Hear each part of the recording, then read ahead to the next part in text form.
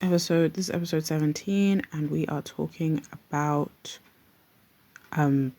Daria. So I want to do this episode because I saw that Daria has been brought to TikTok.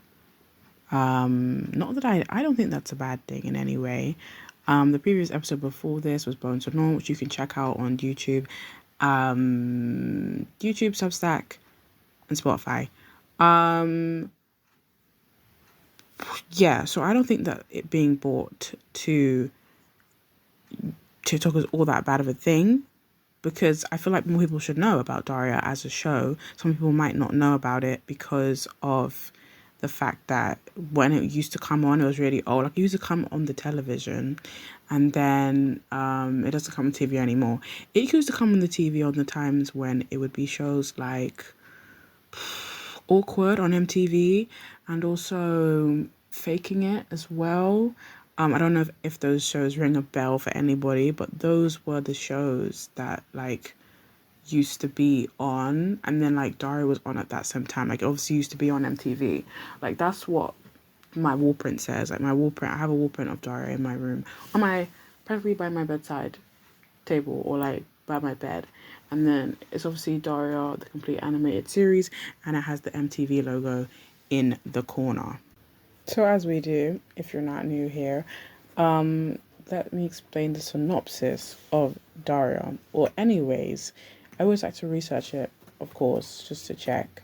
But Daria, for me, like, what was so redeeming about Daria when I was growing up is that she was different to everyone else. Because it's like, I always feel like when you have characters in TV shows, a lot of the characters always feel so like, yeah, like sometimes they can feel unoriginal, right? But Daria, she obviously feels oh yeah, so she feels original. It basically says the series focuses on Daria Morgendorffer, a smart acerbic? I don't even know what that word means. A somewhat misanthropic teenage girl who observes the world around her. Because the thing actually is, it's like, yes, I feel like Doria's redeeming quality is her awkwardness, and plus her also bluntness. She's able to, like, what's it called? Um, she's able to, like, yeah, see, even says witty here.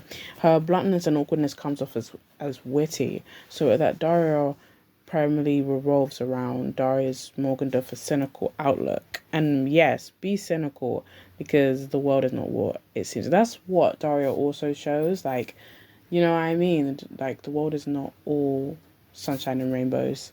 Especially, obviously, the main theme song, which is you're standing on my, yeah, you're standing on my, excuse me, you're standing on my neck. Which is just such an iconic intro. But so how her views evolve throughout the series as the events of the sitcom unfold, apathetic, intellectual, and witty. Like I said, Daria is naturally an antisocial person. Daria's best known characteristic is her dead hand sarcasm, her usual reaction to almost anything. And yeah, well, I wanted to see the ending of what this bit says, of where I was reading from. This was from DariaFandom.com, where I was reading off from. So I kind of wanted to jump off of it because, right, let's talk about, look, I didn't know this before, but let's talk about Daria's origins. She featured, yeah, she was originally a supporting character in Beavis and Butthead, and then she got her very own series. And yeah, and she's obviously the eldest child in her family, and she has, what is it? She has a sister. Her sister.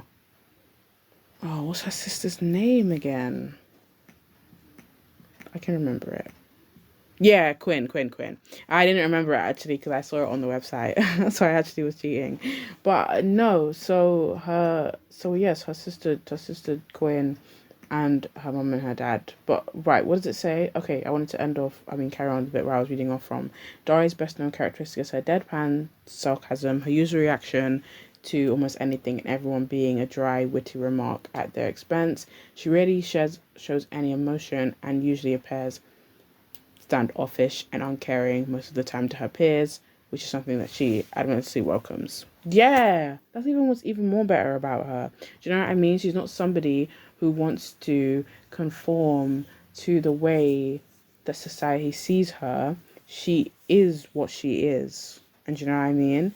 And I think that's the main importance. Also, I might leave discussing Trent for the very end, only because, yeah, only because Trent, he feels like he's the element to the show, but he's not. Okay, I don't think any of the guys who Daria finds herself, I don't even know what the word is, encompassed and captured with. Any of those guys in that series, they're not even, I don't even know, they're not even worth talking about. Especially not Tom. Yeah. We said, when people talk about their characters, like, not too much on that guy. But I'm like, yeah, Tom, yeah. Tom, we can talk about him. Like, who Tom makes me think of, actually? He makes me think about Takumi from Nana. That's somebody who he makes me think of, to be honest, because Tom is similar, and the only reason Tom is similar is because like because it's no do you know how similar it is, actually? Because if you think about Nana, yeah, and you think about how Hachi and both what's obviously Nana's name again? Asokai, innit? I think it's Asokai and Hachi, so you don't mess up the two Nanas. But like both of these guys, like Tom, right? He makes his way into Jane and Daria's relationship, and then Takumi also makes his way into Nana and into Hachi and Nana's relationship. We said no, butt out. Do you know what I mean? Just butt out of their friendship, and like I almost said relationship because because everyone knows Nana, right? Both Nanas were meant to be together, and she's like, I can treat Nana better than any man would. And I was like, yeah, well, of course you can. And people say that, though, about also Daria and Jane, too, because they say how well Daria and Jane got on, that they probably should have been together. Which, I don't fault. I mean, I don't feel like as I said, any of the guys who were in that series, I don't feel like any of them were good for Daria at all. Especially seeing as when I'm talking about Tom, he supposed to, like, he was Jane's boyfriend first, right? And then, yeah, I don't even want to say too much about that. I don't want to say too much about that, especially seeing as I said, I usually have to say on the podcast, I don't like to do much spoilers. If not, I was going to say, oh, spoiler warning, but I don't like to just, I would want you guys to find that out yourself. Why I have so much, I don't know, what do you call it? I've got so much, rage built up for somebody like Tom, and then obviously also Takumi as well. But Takumi's one is understandable. Everyone knows that. I know that everyone, yeah, when you ask people about who their hated character is in Nana, it's either Takumi or Reira. Either or. Do you know what I mean? It's one or the other. And I would say that Tom annoys me the most. And he annoys me obviously more. I mean, yes, he annoys me more than Trent does, because obviously Daria liked Trent, but I understand why she liked Trent. We all want a Trent. I understand why, but obviously we know Trent was never yeah, it was it was never gonna work out for them. It was never going to, like, yeah. It's like, what's that thing who say, it was never gonna be you. Like you weren't gonna do it. It weren't gonna be about you. There's no way. And it's the same for Daria. Like, she fell for Trent, and we know why. Like, he's a guy in a band, and like he just has all the attributes that like makes you be drawn to him, even though, in an ideal world, he's not the one. Like, you're not going to be matched up with him. But no, literally back to what I was saying, sorry, actually, about, because obviously I said I was going to leave Trent for the end, and I probably will. And no, we'll discuss Trent a bit more. But like, I want to go back to what I was saying about how Daria, obviously, yeah, she accepts her label, which is good, because I mean, do you know what I mean? Sometimes when it's like, I don't know, what's the word? You want to like say to bullies that, oh, that idea you have of me is not actually right. But like, Daria's obviously like, she snaps back, and she snaps back with what do you say? I was gonna say, is cynicism a word? It's not, but you know what I mean. She hits back with that like cynical, blunt, sarcastic tone, and it just eats every time. Eats no crumbs. That's Daria. Like, she's able to be so good. She's able to be so good at being deadpan. Do you know what I mean? And it says, so thus Daria is initially presented as someone quite bored by the mundane and shallow world of high school life, and prefers to engage in intellectual and philosophical quandaries, and dedicate herself to her own interests, mostly finding more in common with fictional characters and novels rather than people in the real world. Which I think this bit that they just said in the article is why she's probably drawn to Six Sad World, which I feel like Daria's Six Sad World, or the show that she watches, it's obviously similar to just like, I don't know. I feel like it's Daria's news. Do you know what I mean? Like, for us, we watch news, BBC News, Channel 4. Six Sad World is Daria's version of that. And then, okay, this cynical and distasted nature united her with her best friend Jane Lane. Exactly. Her and Jane, this is what I'm saying, this is what I was talking about already though. It's just like they go together so good. And then if you go back to how I was saying about the two Nanas, their names are both Nana. They aren't, we know they're not similar in any way aside from their names. Like, this is the thing. They're actually not similar in any other aspect aside from their names. I feel like we know that's what connects them as characters. But obviously, if you look at them individually, they're both two separate, different people. But Daria and Jane, though, Daria and Jane, I would say they are similar, but I'm saying they get on so well because of the fact that they both, what's it called? Like how it says here, the two often enjoy a sort of innate pride in seeing high school life more objectively than their brain dead classmates and condescending self teachers. So probably Jane and Daria, they are both, I don't know, what do you say? They're activists. And, they're united in that, but they're united in their activism. That's what I'm saying. But that's why I'm saying that's what the two similarities is. I'm saying Nana and Nana are both called Nana. That's their connection. Daria and Jane, they both view the world in the exact same way. Okay. One of Daria's, what does it say? Yeah, one of Daria's primarily personal traits her natural intelligence. Even in her youth, Daria was perceived to be an exceptionally intelligent individual, seemingly a respected and shy young girl before. Daria's personality has been shaped around the way she has been treated by her peers. Her social isolation specifically has motivated her to such a point that she is highly apathetic and somewhat lazy towards others, showing her motivation to apply anything above the minimum required effort. Fair. Sorry. What was it? Her staunchiness.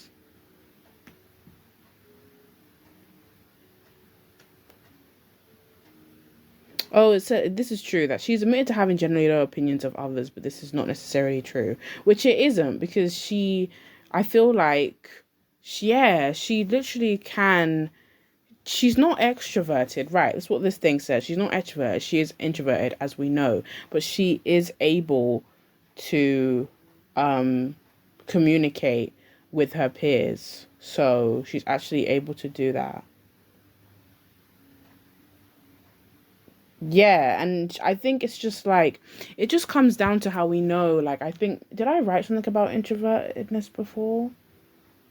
Yeah, I did. I did. That's my article actually on Substack, which is speaking to you as an introvert, right? And I talk about the differences of introvertedness and extrovertedness.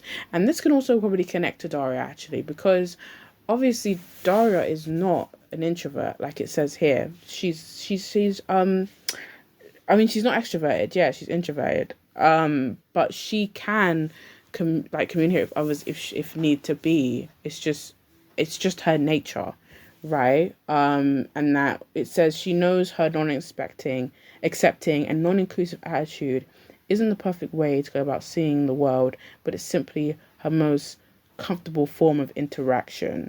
So there we go. And then I think it says something about in an episode that entails that this is rooted in poor childhood experience of not relating to other kids and being ostracized for it. So and that showed in doing so it motivated her to stop trying to interact with people altogether and instead shield herself from possible rejection by isolating herself involuntarily. And yeah, I think that happens. Like as I think, like even when I wrote my article about introvertedness and I brought it back to that, I wrote that article because it was mainly about me as a person and I wanted to talk about how um I've always felt introverted, uh, and yeah, introvertedness, like all of that kind of stuff. But it's like, it's similar to how when you're younger, you kind of feel like, yes, you have some kind of, yeah, you feel rejected from your peers, like same similarities in Daria. So you go out of your way to isolate yourself. And yeah, and it is voluntarily. You isolate yourself voluntarily, not involuntarily, because obviously it's like you think it's the right thing to do because people will look at you weird. And that makes me even think about perks of a wallflower, because obviously I was writing about that the other day and I was talking obviously about Charlie, how Charlie's able to meet his friends, or when he meets Patrick and Sam, and so when he meets them he's able to come out of his shell a bit more, which I feel like is what happens with introverts. Like they are introverted by nature, but they are able to come out of their shell with other people who bring out that extrovertedness in them, which I even feel like Daria the show does show as well, because I feel like whenever Daria's with Jane, I feel like Jane is able to bring out stuff, yeah, about her. So yeah, I feel like it's showcase. And I mean, I think what I talked about in my article was that, yeah, other people are able to make me feel extroverted at times, but I don't like force myself to be what I can't be. Like, if that makes sense. But I think it's like, I think the most time when I know I can be extroverted when I'm forced to be, if that makes sense. I know, but it's so weird. It's like, yeah, I think it's similar to Daria as well, because I think I see when Daria is speaking to any of the others, like Brittany or Jodie, it's usually a thing where she's talking to them like literally by herself, not always with Jane. She's actually on her own.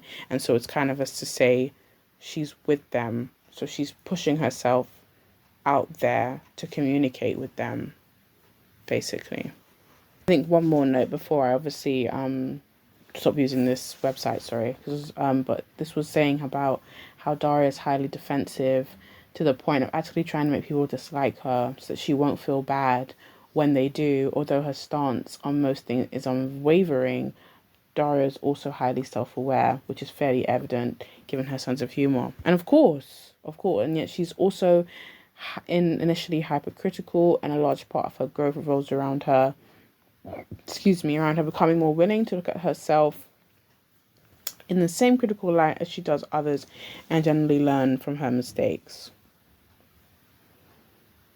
And while her character is largely the same, by the end of the series, she has noticeably taken multiple strides to come out of her shell and reach out to people throughout its run, often to mixed but ultimately enlightening results. Which is true. And like I was obviously talking about the whole introvertedness stuff, I do think that like shows like that do obviously pinpoint that, and they obviously just highlight to us about they just highlight to us about what I've said about introvertedness and extrovertedness, and just like how like I sometimes feel like I don't know if it's like scientifically correct or whatever, but like I don't know if somebody can just be can just be introverted. I've always wondered. I don't think like they can be.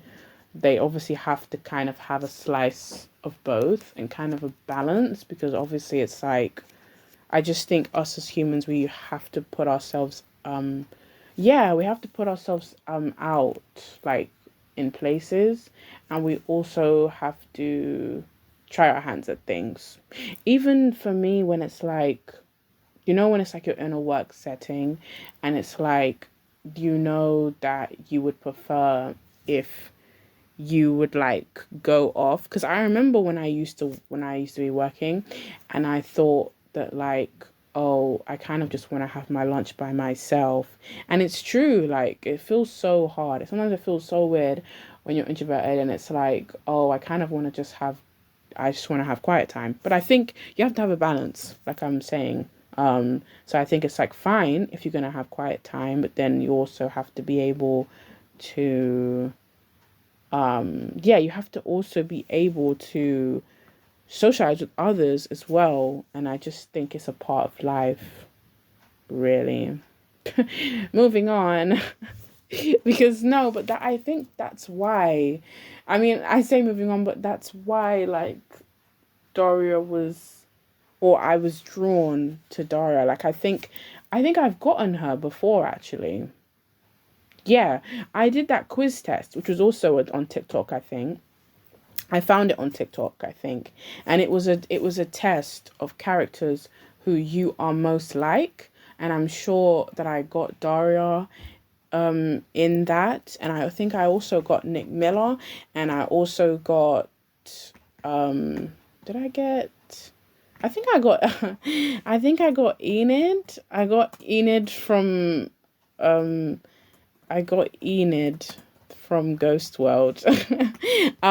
Which is so funny. Like, I even want to check that, but I don't know if I still have that or not. But those were the characters that like I got. I don't even know if I still have it. That's the thing. But I do remember that. Yeah, I do remember that some of the ones that I got from that. So that was a really good time. So I'm just gonna have a look. Yeah, I wish I could find that, but I feel like it was on my TikTok, and I think it it's definitely on my TikTok. I meant that I should put my TikTok in the not in the bio in the YouTube, but I'll put it on. Yeah, I'll put it in my YouTube channel. Sorry, because I don't think I have done. But anyways, now let me move on in talking about Trent. Even though I did talk about him a little bit, but I want to talk about him a bit more. Because there's just something about him. He's not even anywhere. Do you know, it's a sign actually, but he's not anywhere in my bedroom. obviously, I remember, did I see, yeah, I saw a Trent compilation the other day, even, because that's what I'm saying, actually, about Daria being TikTok-fied, but then it's like, not, that's what I mean. I said it in the beginning. I said that's not a bad thing, right? Because I'm saying, like, people say that when things get TikTokified that it is a bad thing because it's like, I don't know. They think that people, yeah, like people should gatekeep. But then I'm also like with Daria, that's why I said it's not a bad thing because it's a seriously old show. I understand gatekeeping when it comes to like, I don't know. I think gatekeeping is important when it comes to, I don't know. I mean, generally, sorry, what did I say? I don't think actually that we should gatekeep anything. But hey, no, like, I don't think that we should gatekeep anything because people will obviously have this thing where they say gatekeep music artists, gatekeep clothes, gatekeep, gatekeep restaurants, gatekeep. I don't know. Like, people will say gatekeep a lot of things, and I'm like, that's just weird though. Because, do you know what I mean? If somebody comes across something good, like if you come across something good, I mean, why would you not let somebody else know about it? They can also experience the greatness of it. But yeah, like that's not in me. Do you know what I mean? Like that's actually not in me. And then I feel like that's even like why my podcast is even like still going because it's like I want to be able to like talk about things that I enjoy and share them with others, and that's what it's for. But see, that's what I mean. So that's why my podcast here is a no. It's like it's a no gatekeeping zone. Like, but that's what people are saying. They were saying when it's been recently on TikTok, they're saying, oh, that that Daria should be gatekeep. But then I'm like, Daria is like really, really old. Like I said in the beginning, Daria is really old. And like, I mean, hold on, let me even check when Daria first came out. Sorry, but I mean, it was out like it was made, yeah, in 1990 and 1997, and it was 1997 to 2002. But we probably came across it, and like, I don't know. I feel like I want to say like, it would have been like 2016 or even a bit before that. But it would have been like how I said, like it would have been a time of when I was in school. I feel like I found Daria when I was in school. Funnily enough, do you know what I mean? Daria is at school. I found Daria when I was at school. Like, do you know what I mean? But no, that is the truth. That's why I'm like, why would you want to gatekeep something that's like ancient? But hey, no, like I'm saying ancient like Daria is really. I mean, 1997, like I said to you guys, which I suppose yes, you could say that is a bit ancient. But hey, that's what I'm saying, and you can tell that it's old. That's what I mean. When you watch it, you can tell that Daria is old. So that's what I'm saying. There's no need to gatekeep something that's so like old that like, it's just telling people something that they might not know about. So, even though I do think that, yeah, like Daria is pretty, I meant, like when I say like it is universal, I don't really think that it's all that underground because I do think people did know about Daria even obviously before her series, like I said about her being in Beavis and Butthead. I think people did know about her. And then obviously she got her series. But like I'm saying, people would have seen her in there and then they would have obviously watched her show. But anyways, back onto Trent. I saw a compilation of Trent where it was like where it was just his funny moments basically. I remember it was the funniest one is where he's like where Jane turns to him and says, "Have you got any money?" And he said I think she's like, "No, do you have something to spare?" And then he's like, you asked if I had some, so I said nothing. Sorry, I actually just watched one, and I'm gonna put it obviously in my Substack thing. But it was the video of where he says where he's talking about his Aunt Bernice, and then he realizes, and Jane's like, "Oh, wouldn't Aunt Bernice be coming from kind of the same direction that we have?" And then he starts talking about her hat, and he's like, "Oh, Aunt Bernice, I like your hat," but he was just bashing her hat. Oh God, he's funny. That's what I mean. And like I think that like I've always thought with Daria and like Dorian and Trent, I feel like that they do like go together, if that makes sense. Like I do think yeah, I do think that they have similarities, and I think that's why like I don't know. Do I want to call it unrequited? It was unrequited, I guess, anyways, because Jane always knew that Daria had a crush on Trent, but Trent didn't know anything. But he always said that he thought that Daria was like really cool, and he always kind of thought like he could talk to her on a level.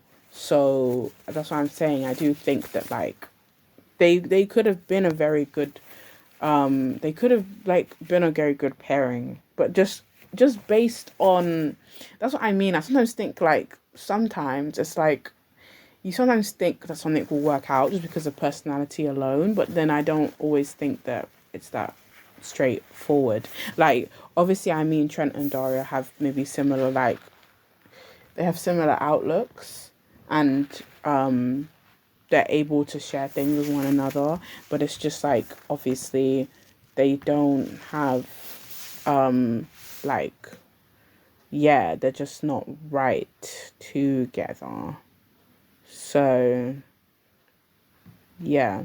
Oh, I just found something. I just found a YouTube video of something about Daria in it. But I needed to find the one that I wanted to find first quickly. See I'm putting these in my I'm putting them in the thing in the Substack anyways.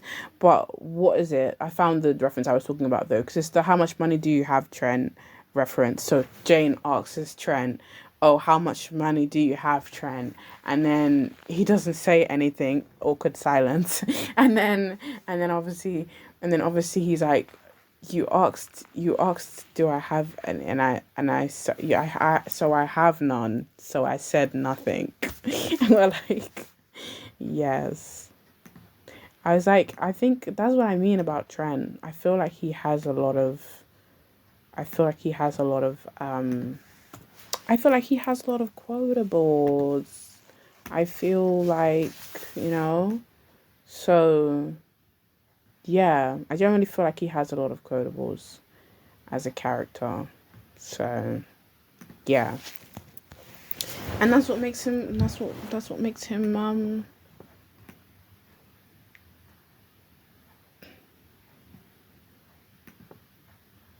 see, it's so funny. And then like I was even looking at the comments. So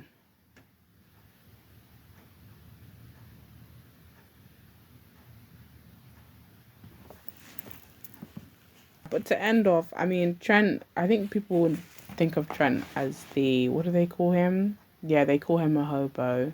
But I think he's supposed to be known as um yeah, like I think I'm gonna type this. Is Trent classified as is he classified as a himbo? Which obviously we all know what himbo means. But like obviously they would say that yeah, he's a himbo. And obviously when we think about himbos, right, we think of like obviously I already mentioned Nick, didn't I? So I already mentioned Nick Miller. I always talk about New Girl. I did an episode of New Girl already, but I'm always talking about them all the time. But hey, like yes, you think about if you think about himbo, you think about right. And let's even see actually, what is the himbo definition, just for people that don't know. A himbo is a good looking but unintelligent young man. Yeah. And I would say yes. But then actually I wouldn't call Trent unintelligent. Do you know what I mean? He's not unintelligent. And even the reference that I just said, that's not unintelligence. That was literally him being like okay, no, it's not obtuse either. Like, it's him being self-aware. Like, obviously, Jane asked him, how much money does he have?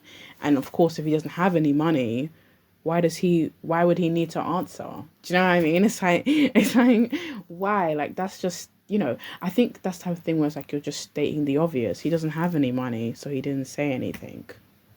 But hey, so that's what I'm saying. I do think that he would be.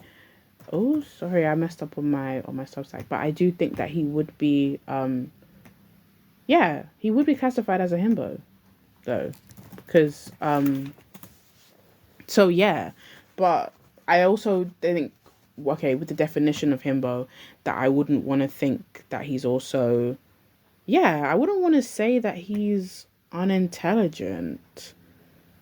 Or, I don't know, maybe he would be. I mean, you tell me what you think anyways. Because, I mean, is Trent a himbo? Is he unintelligent? It says, because that's what it says. And then even on Urban Dictionary, it says a himbo was physically attractive, often muscular or handsome, but lacks intelligence or common sense. And yes, Trent is good looking and all this kind of stuff. I'm sure Trent was like, yeah, he'd got to be one of the guys, probably when I was younger, who I was drawn to. I think we've all been there, you know. It's like, it's actually a universal experience. I'm not just talking for myself. I do think that, like, there's guys that you look back and you're like, this is why, yeah, you're like, this is why. And then it kind of like forms your, what's it called? Your preference, your type. And I think it also stays the same as well. I feel like, because even when I look at Trent, I'm like, to say that I don't still find guys like Trent attractive would be incorrect, because I definitely do. When I think about Trent, I think he's like, yeah, he's a punk rocker kind of damn hippie.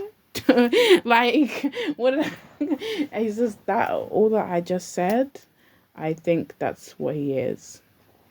But I keep saying, I'm like, on top of the unintelligence thing, I'm not so sure if he's unintelligent. And then obviously, like,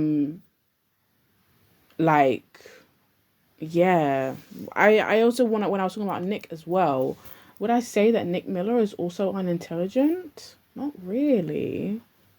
I don't think Nick's unintelligent. I do think though, because when I think about the term himbo though, I do think that with Nick Miller, like, you more say he's a himbo because of the way that he dresses, like the way that he dresses and the way that he appears. Yeah, and obviously presents himself, and you can also say that about Trent as well.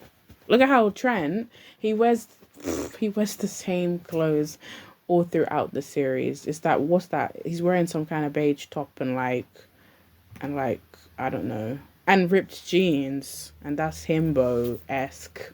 Himbo esque, because obviously the guy's dressed like, like he doesn't have any other clothes.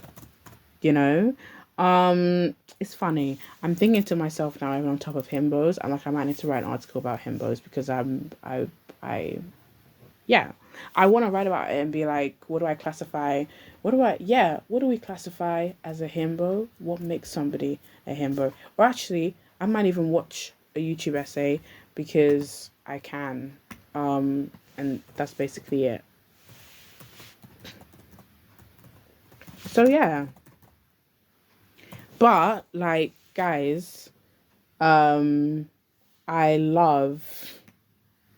Oh, see, look, they're always on it. They say the himbo trope explained. I've wondered, do you guys like tropes? I don't know if I really like them. Like, I just don't know, if there's so much tropes in the world, and I don't really know if I really like them all that much. Do you know what I mean? There's just so many. I think one that even I touched on the other day. What was it? What was my video about again? I mean, my article, sorry. Okay, no, my article was about, um,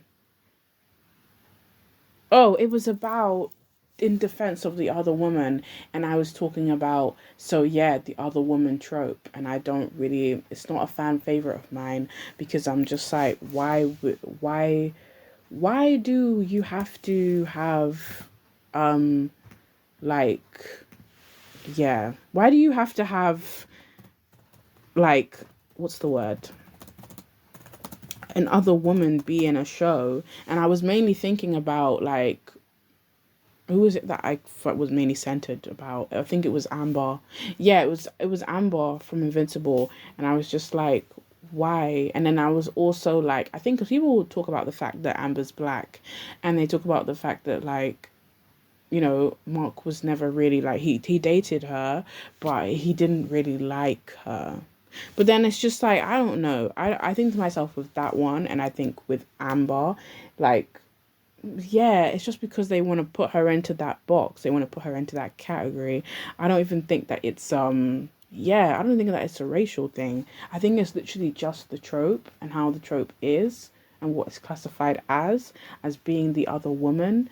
Even though, hold on, but then I obviously, this is the thing with also the other woman. I'm like, Amber is not like Mark ever had an affair, because he never crossed over with Amber and Eve, so it was never like that. But it was just a type of thing where, like, she was just used, like, for the plot, and that was it.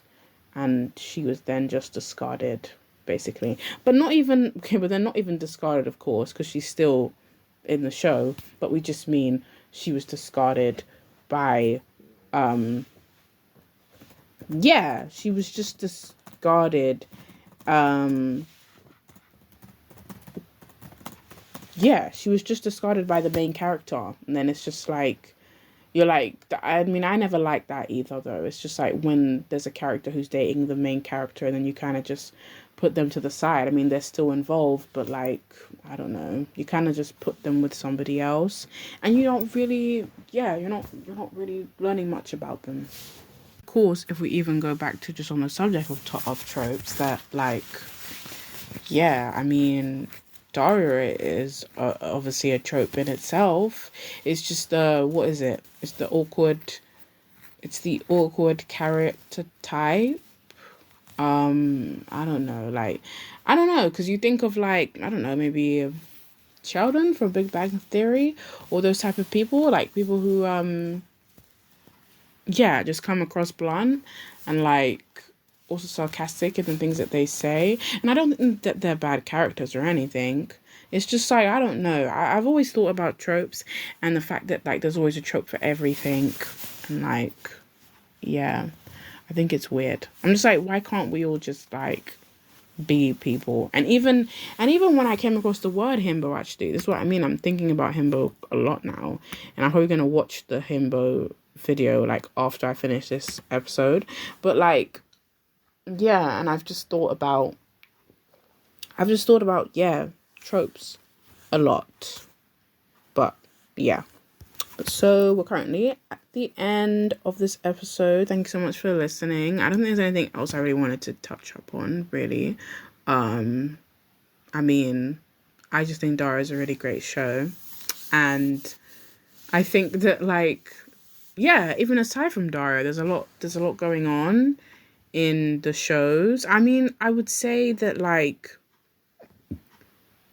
it's similar to how in South Park you only have, like, a token black character, and I feel like that's also probably quite similar in Daria, because there's only obviously two main black characters in the show, which is obviously Jodie and who's the guy called again? Like MB or something. I mean, I think he's friends with Kevin. So yeah. He's friends with Kevin, but I was trying to find it because I wanted to know his name.